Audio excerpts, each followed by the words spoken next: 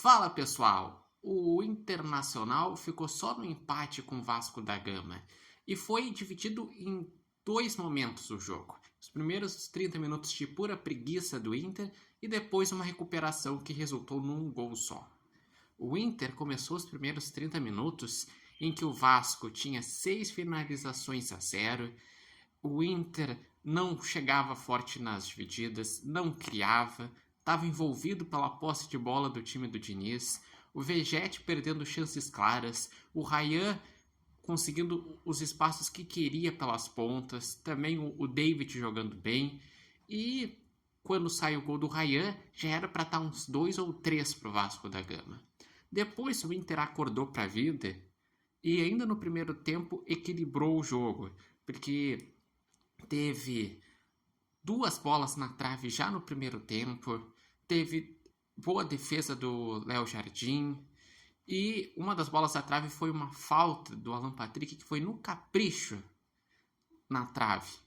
E na segunda etapa, o Diniz ele acaba recuando mais o time, e o Internacional bota o Carboneiro, que é um jogador que vem mostrando como é fundamental, porque com o Carboneiro o Inter ainda não perdeu, e o time começa a atacar tanto pelo lado do Wesley como pelo lado do Carboneiro, começa a empilhar chances, o Léo Jardim começa a ser o nome do jogo com várias defesas difíceis, e ainda teve mais uma bola na trave, então chegou a ter 3 bolas na trave. Parecia que era o dia não do Inter, que nada iria entrar, até que aconteceu o lance mais polêmico da partida, que foi a expulsão do goleiro Léo Jardim por cera. Ele que acabou recebendo um segundo cartão amarelo pela cera e foi expulso. E depois o Vasco até emitiu em redes sociais uma nota em relação a isso, que ele estava recebendo um atendimento e que o juiz não era médico para saber sobre a questão do atendimento. Enfim, na minha visão, realmente o goleiro estava fazendo uma grande cera e ele correu o risco. Eu achei um tanto quanto rigoroso o árbitro, porque não costuma ter expulsão nesse lance.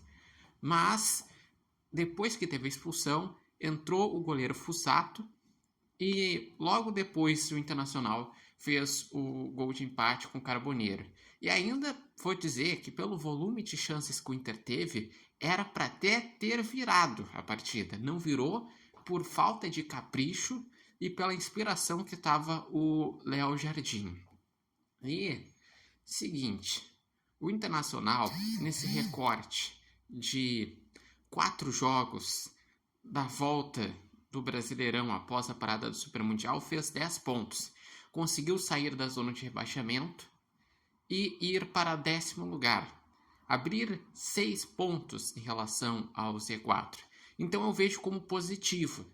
Apesar desse jogo não ter sido bom, se tu pegar o recorte contra Cariocas, no Brasileirão também não é bom, porque teve o empate com o Flamengo lá na segunda rodada, esse empate com o Vasco e as derrotas contra o Botafogo no Rio de Janeiro por uma goleada de 4-0 e contra o Fluminense no Beira-Rio por 2-0. E falando em Fluminense, o próximo adversário do Inter é no meio de semana o Fluminense e o jogo de ida da Copa do Brasil.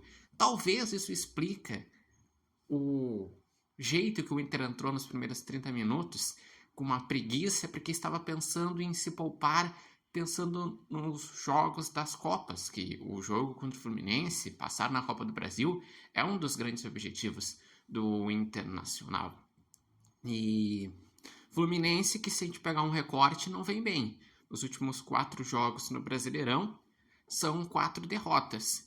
Mas, sinceramente, eu não vejo que porque o Inter fez 10 pontos no Brasileirão e o Fluminense 24 derrotas, que isso faz dar um favoritismo ao Internacional. Não. O Fluminense segue tendo um time forte, um time que chegou à semifinal do Super Mundial, que o grande fator que equilibra a situação e até talvez possa que o Inter fique um pouquinho na frente é não ter áreas no lado do Fluminense, que foi vendido. Mas eu acredito em um confronto extremamente equilibrado, porque são elencos de nível parecido, com um técnico do Fluminense que conhece o Inter, um Inter que conhece o técnico do Fluminense. Então, eu imagino que vai ser no detalhe esse confronto. Mas vocês, o que acharam dessa partida contra o Vasco? Qual a expectativa para o confronto contra o Fluminense? Deixem aqui nos comentários, lembrando que esse vídeo tem um oferecimento de Barbearia Independência e vocês podem acompanhar o Repórter Matheus Wolff no TikTok, no Instagram e no canal do YouTube Repórter Matheus Wolff.